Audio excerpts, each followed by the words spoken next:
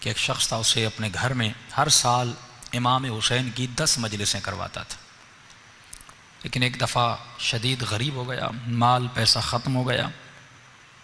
اس نے اپنی بیوی کو کہا کہ آپ کے پاس کچھ سونا کچھ بچا ہے، بیچیں، امام حسین کی مجلس کروائیں۔ کہا نہیں، کچھ بھی نہیں بچا۔ تو انہوں نے اپنی زوجہ کو کہا کہ ایک راستہ ہے کہ ہم حسین کی مجلس کروا سکیں۔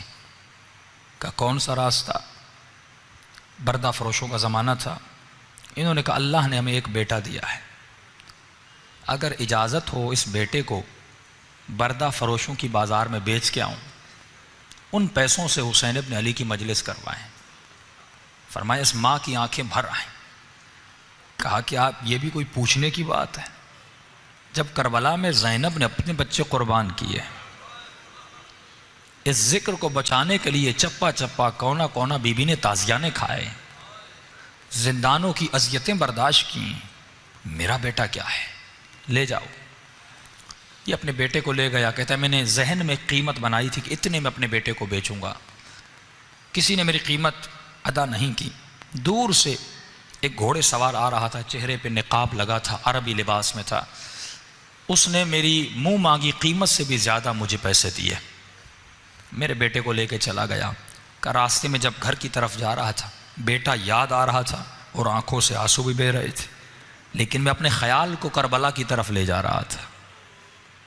میں نے کہا حسین نے بھی تو علی اکبر قربان کیا تھا، زینب نے بھی تو اون و محمد کو قربان کیا تھا، رباب نے بھی تو علی اصغر کو قربان کیا تھا، میری قربانی کیا ہے؟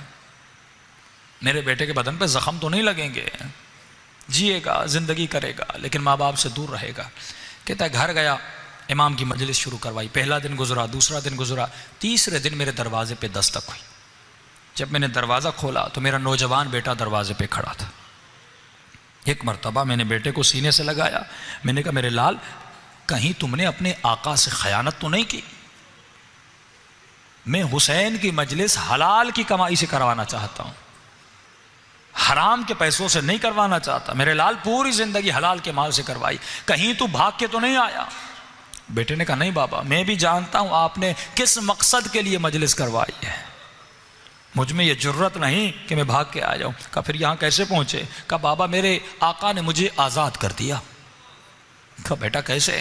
کہا بابا آپ کو یاد ہے جب وہ آئے تھے، نقاب تھا، عربی لباس تھا، جب وہ مجھے گھر میں لے گئے، وہ مجھ سے میری زبان میں ایسے بات کر رہے تھے جیسے ان کی اپنی مادری زبان ہو۔ میں نے کہا آقا آپ ہماری زبان کو اتنا اچھا کیسے جانتے؟ انہوں نے کہا ہم کائنات کی ہر زبان کو بولنا جانتے ہیں۔ کہ بابا 2-3 دن اپنے گھر میں ایسے رکھا جیسے کوئی اپنے بیٹوں کو پالتا ہے، کوئی تکلیف نہیں ملی۔ آج انہوں نے مجھ سے آ کر پوچھا کہ اے جوان یہ بتا تمہیں اپنے والدین کی یاد آئی ہے؟